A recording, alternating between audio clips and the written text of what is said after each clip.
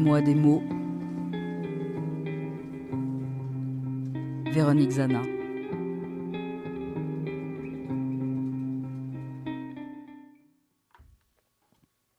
Délicatesse.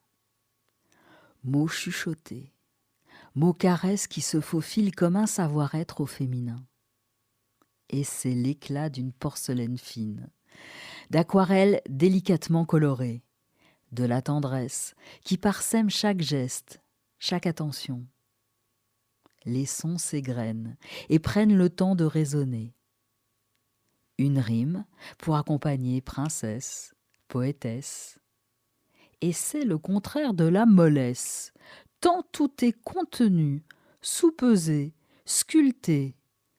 Un pas à pas qui permet l'observation et de dire à l'autre « Prends ton temps, laisse-toi être toi-même, sans phare, de cette douce lumière nacrée qui illumine un visage qui s'offrirait au baiser. » Un geste, un signe, et on se sent précieux, de valeur pour l'autre, et plein de cette force imprégnée, de cette douceur soutenante.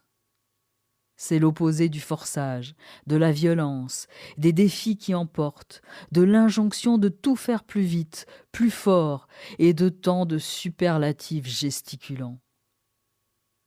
C'est un raffinement élaboré, une parade à la sauvagerie, au primaire, au brutal, un art de vie qui se rattache aux civilisations les plus avancées, celles qui font la part belle à la culture et aux arts, en passant par l'écriture.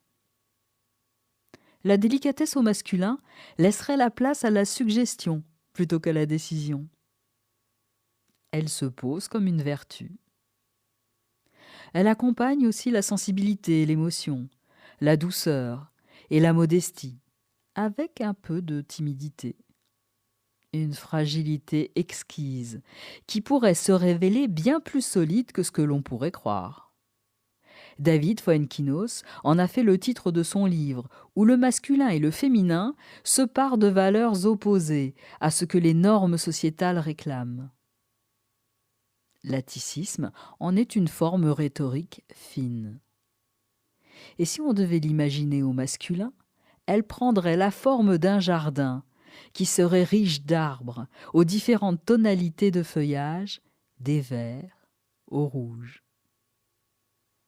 J'y pense, et puis j'oublie.